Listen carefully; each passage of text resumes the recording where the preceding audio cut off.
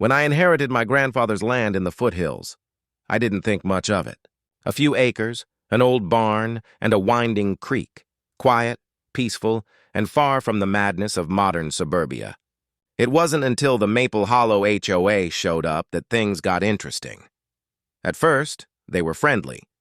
"We're expanding," their president Randall said, all smiles and promises. "We're building a family campground on the adjoining parcel. You'll love the improvements. It'll increase your property value, too." I shrugged, fine by me. They said their contractors had cleared all the paperwork.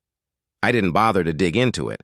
After all, my land stretched across old county lines, and zoning around here was a mess.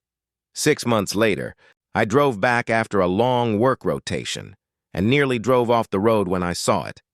21 shiny new rental cabins stood on the far side of my property, complete with a parking lot, fire pits, and a giant wooden sign reading Maple Hollow Getaway, managed by Maple Hollow HOA. I checked my maps, then the county registry. Then my deed. They'd built every single cabin on my land. Not on the HOA's parcel. Mine. Apparently their survey team had used outdated boundaries, and the new construction had crossed over the creek, which marked the edge of my property line. I called Randall.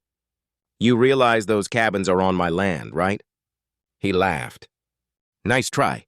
We have the permits. Check again," I said. 3 days later, his tone changed. The county confirmed the mistake, and here's the fun part. Every rental agreement the HOA signed listed the cabin addresses on my property deeds. Legally, all revenue from those rentals now belonged to me. I filed a quiet claim through a lawyer friend. Within weeks, I was recognized as the rightful owner of the cabins, and the rental accounts were redirected accordingly. When the next month rolled around, the HOA didn't get their expected $12,000 in rental income. I did. Randall showed up at my door, red-faced and sputtering. "You can't just take our cabins." "Oh, they're not yours," I said calmly.